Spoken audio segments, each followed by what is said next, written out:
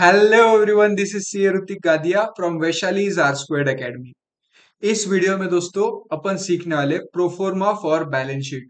Last video में अपन देख चुके थे proforma for capital account, current account, trading account और प्रॉफिट एंड लॉस अकाउंट। चार चीजें हम सीख चुके हैं। इस चैप्टर में सेकेंड लास्ट चीज जो हमको सीखनी है वो है proforma for balance sheet. Balance sheet कैसे दिखता है, एक बार बैलेंस शीट भी हो गया ना अपना, फिर अपन क्या करेंगे, एडजस्टमेंट्स की तरफ बढ़ चलेंगे जो सबसे ज्यादा इंपॉर्टेंट है। पूरे चैप्टर में सबसे ज्यादा इंपॉर्टेंट एडजस्टमेंट्स है, ठीक है। तो बैलेंस शीट एक बार फटक से गो थ्रू कर लेते हैं। बैलेंस शीट आपको अच्छे से जमने के लिए आपको ये पता होना चाहिए कि एसेट्स क्या क्या होते हैं और लायबिलिटीज क्या क्या होती है। एसेट्स मतलब वो चीज जिसको मैं बिजनेस में यूज करूंगा और उससे मुझे फायदा होगा, या तो बिजनेस में यूज करके फायदा होगा या कैश जनरेट करने के लिए फायदा होगा। और लायबिलिटीज मतलब क्या, कि जो पैसा मुझे लोगों का देना है, जिस भी चीज से कैश का आउटफ्लो होगा, पैसा चुकाना पड़ेगा। जैसे मैंने लोन लिया था, अगर लोन लिया है तो वो चुकाना है, तो वो लोन मेरी लायबिलिटी, ठीक है। तो यहां पर क्या होता है, बैलेंस शीट में सबसे पहले तो हेडिंग देंगे अपन बैलेंस शीट। लेकिन यहाँ पे होता है एज ऑन, सबसे सबसे सबसे ज्यादा इंपॉर्टेंट जो आपको याद रखना है। बैलेंस शीट कैसी बनती है, एज ऑन।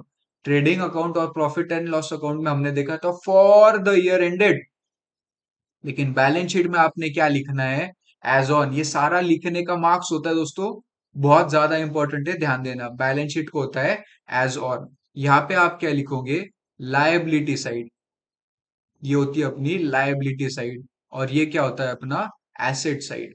एसेट मतलब क्या, जिससे मुझे फायदा होने वाला है, और लायबिलिटी मतलब क्या, जिससे मेरे को नुकसान होगा, कैश का आउटफ्लो होगा। एसेट्स मतलब जिसको मैं मेरे बिजनेस में मस्त पैकी यूज कर सकते हो, ठीक है, एकदम आसान। बढ़ते फिर आगे, सबसे पहले एसेट साइड से शुरुआत करेंगे। एसेट में सबसे पहले आता है लैंड एंड बिल्डिंग। लैंड और बिल्डिंग दोनों की दोनों अगर मेरे बिजनेस में है तो एसेट साइड में आएगी, क्योंकि मैं उसको बहुत दिनों तक यूज करने वाला हूं। लॉन्ग टर्म में मैं उसको यूज करूंगा बिजनेस करने के लिए। उसके बाद आएगा प्लांट एंड मशीनरी, ये भी एसेट है अपना। फर्नीचर एंड फिक्सचर, जो भी फर्नीचर है वो यहाँ पे आएगा। दोस्तों प्लांट एंड मशीनरी और रिपेयर्स में आप कंफ्यूजन नहीं होना है। रिपेयर, प्लांट एंड मशीनरी या फर्नीचर में अगर कुछ रिपेयर करा, बिल्डिंग में अगर कुछ रिपेयर करा, तो रिपेयर खर्चा होता है, इसलिए वो पीएनएल के डेबिट साइड पे जाएगा। लेकिन जो बिल्डिंग होती है, फर्नीचर होता है, मशीनरी होती है, ये मेरे एसेट्स होते हैं, तो ये बैलेंस शीट के एसेट साइड पे जाएगा। प्लस इन तीनों पे जो डेप्रिसिएशन आने वाला है वो खर्चा होता है मेरा, तो वो पीएनएल डेबिट में जाएगा। लेकिन ये चीजें एसेट होती है, तो अब डेप्रिसिएशन कब लगाना है, कब नहीं लगाना है, कैसे लगाना है, प्लस करूं माइनस करूं, अमाउंट कैसे निकालूं, सारी की सारी चीजें अपन एडजस्टमेंट्स और उसके बाद जो क्वेश्चंस होंगे उसमें कर लेंगे। आज के डेट पे आपको क्या करना है, एसेट्स क्या क्या होते हैं ये बस याद रखना है, ठीक है। फॉर्मेट आपने बना लिया होगा आपकी नोटबुक में, एक एक एसेट्स लिखना चालू कर दो मस्त पैकी। पूरा मस्त पैकी अपन पूरा की पूरा सीखने वाले डिटेल में। अगला है मोटर कार, वो भी एसेट है, मैं उसको अपने बिजनेस पे यूज करने वाला हूँ मोटर कार। इन्वेस्टमेंट्स, जो भी मैंने फिक्स डिपॉजिट करा है, शेयर्स वगैरह खरीद लिए, जो भी है इन्वेस्टमेंट्स के नाम पे यहाँ पे आ जाएंगे। अब ये इन्वेस्टमेंट पे अगर मुझे ब्याज मिला, समझो इंटरेस्ट मिला, तो वो इंटरेस्ट मेरा इनकम है, वो पीएनएल क्रेडिट में जाएगा। लेकिन जो इन्वेस्टमेंट है वो कहाँ पे दिखेगी, बैलेंस शीट के एसेट साइड पे। इन्वेस्टमेंट इनकम नहीं है, इन्वेस्टमेंट एसेट है, उस पर जो ब्याज वगैरह मिलता है वो इनकम है। तो समझो 1,000 रुपए की एफडी करी मैंने, तो 1,000 रुपए दिखेगा मेरा बैलेंस शीट में। लेकिन उस पर जो 10 रुपए का ब्याज मिलेगा, 100 रुपए का ब्याज मिलेगा, 50 रुपए का ब्याज, जो भी ब्याज मिला, वो अमाउंट दिखेगी पीएनएल क्रेडिट में, ठीक है। अगला है सन्ड्री डेटर्स, बहुत बहुत बहुत ज्यादा इंपॉर्टेंट चीज है। इसको अपन बहुत डिटेल में सीखने वाले एडजस्टमेंट्स के टाइम पे।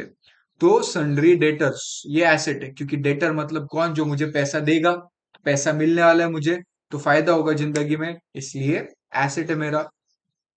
अगला बिल्स रिसीवेबल, डेटर्स जैसे होता है, एक पेज पे अगर डेटर ने लिख के दिया कि हाँ ऋतिक भैया, हम आपको प्रॉमिस कर रहे हैं कि इतना इतना पैसा 2 महीने बाद दे देंगे, तो वो जो पेज है, जिस पेज के वजह से मुझे पैसा मिलने वाला है, वो पेज कहलाता है बिल्स रिसीवेबल। और इस टॉपिक पे अपने पास अलग से एक चैप्टर है, बिल्स ऑफ एक्सचेंज नाम का। तो बहुत ज्यादा डिटेल में अपन वहां पे सीखेंगे, लेकिन अभी फिलहाल याद रखो बिल्स रिसीवेबल, क्योंकि आने वाला है तो एसेट है।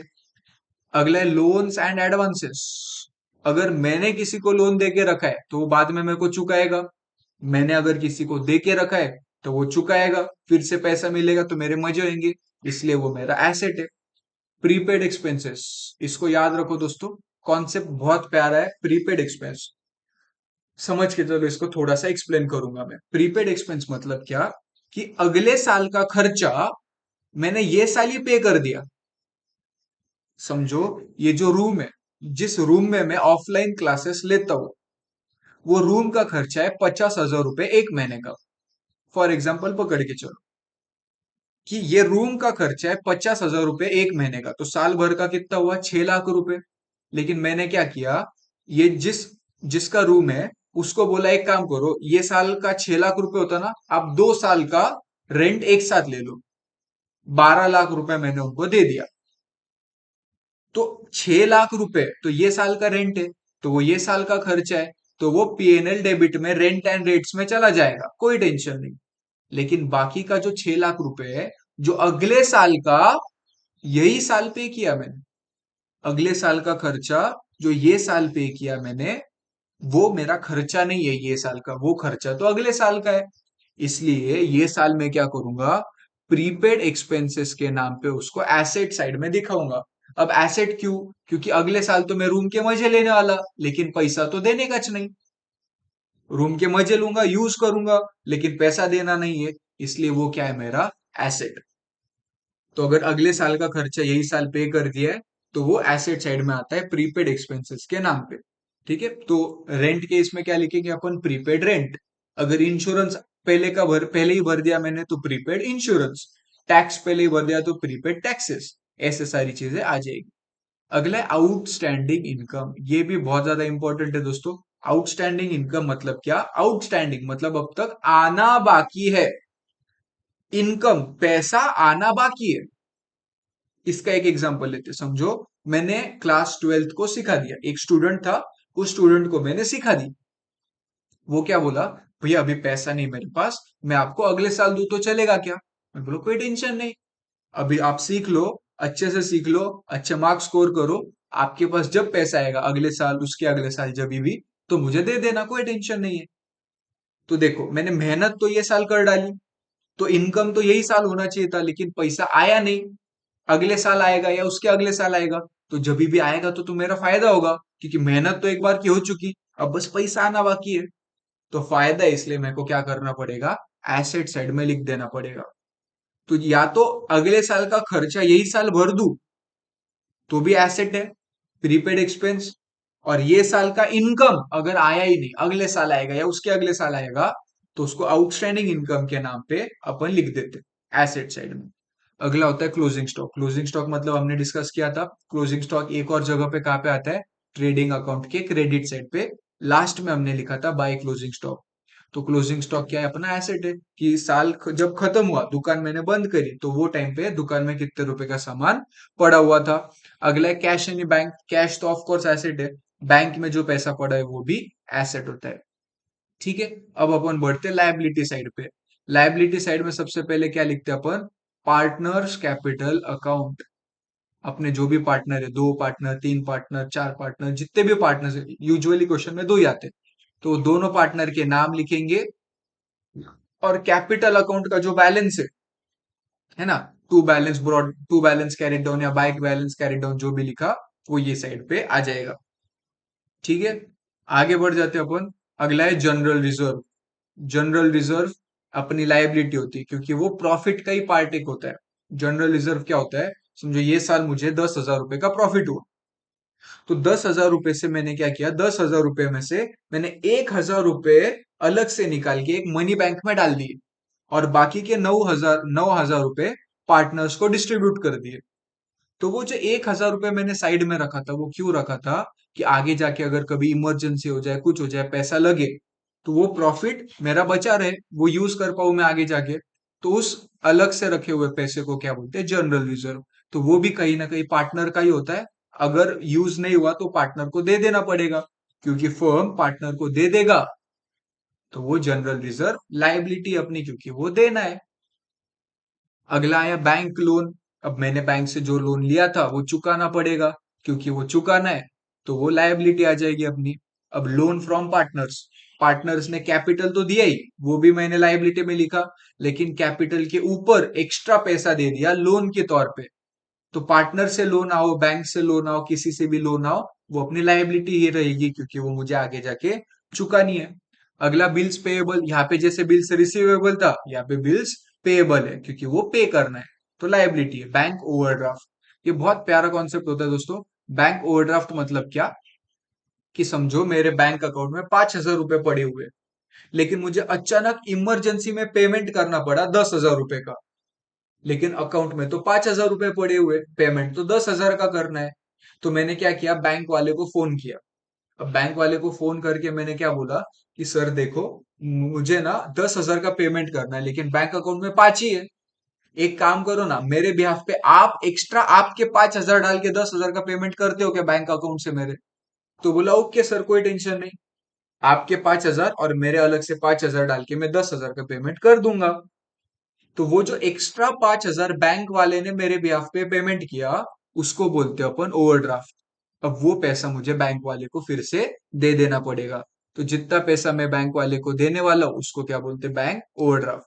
अगला है सन्ड्री क्रेडिटर्स। जैसे ऊपर सन्ड्री डेटर्स था एसेट में, यहाँ पे क्या है सन्ड्री क्रेडिटर्स। क्रेडिटर्स मतलब जिसको मैंने पैसे चुकाने हैं, मैंने उधार में सामान खरीदा था, अब वो पैसा उसको चुका दूंगा। तो वो जितना पैसा देना बाकी है क्रेडिटर्स, क्योंकि देना बाकी है तो लायबिलिटी साइड। अगला आउटस्टैंडिंग एक्सपेंस। आउटस्टैंडिंग एक्सपेंस, अब ध्यान देखो, यहाँ पे था प्रीपेड एक्सपेंस, यहाँ पे आउटस्टैंडिंग एक्सपेंस, यहाँ पे था आउटस्टैंडिंग इनकम, यहाँ पे आउटस्टैंडिंग एक्सपेंस। अब तक पैसा देना बाकी है, खर्चा हो गया ये साल, मैं बोला अगले साल पैसा दूंगा। तो अब क्योंकि मैंने ये साल समझो फॉर एग्जांपल ये रूम यूज कर डाला, मैंने पैसा दिया ही नहीं, मैं बोला अगले साल दूंगा, तो यूज तो ये साल करा, अगले साल यूज करने नहीं मिलेगा, बस पैसा देना पड़ेगा। तो क्योंकि पैसा देना पड़ने वाला है, मेरी लाइबिलिटी आउटस्टैंडिंग एक्सपेंस, ठीक है। आउटस्टैंडिंग एक्सपेंस लाइबिलिटी होती है।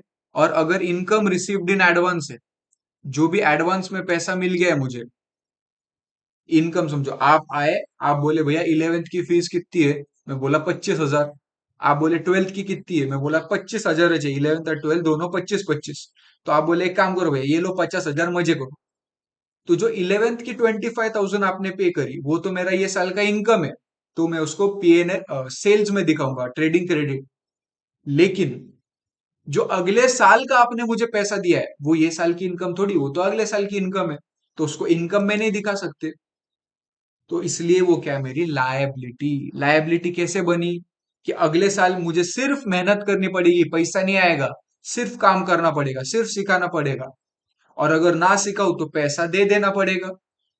तो या तो मेहनत करो या तो पैसा दे दो, इसलिए इनकम अगर एडवांस में ही मिला तो वो लायबिलिटी होती है, ठीक है। इसी के साथ अपना बैलेंस शीट खत्म हो चुका।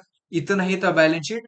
राइट साइड में एसेट्स होते हैं और लेफ्ट साइड में सारी की सारी लायबिलिटीज होती है। इसको अच्छे से लिखो और अपन मिलेंगे कल। कल अपन क्या करेंगे, अराउंड 20-22 एडजस्टमेंट से कुछ, सारे के सारे एडजस्टमेंट्स बहुत इंपॉर्टेंट है, अपन अच्छे से उनको कवर कर लेंगे दोस्तों, ठीक है। तो मिलते हैं अगले वीडियो में, तब तक के लिए जय जिनेंद्र।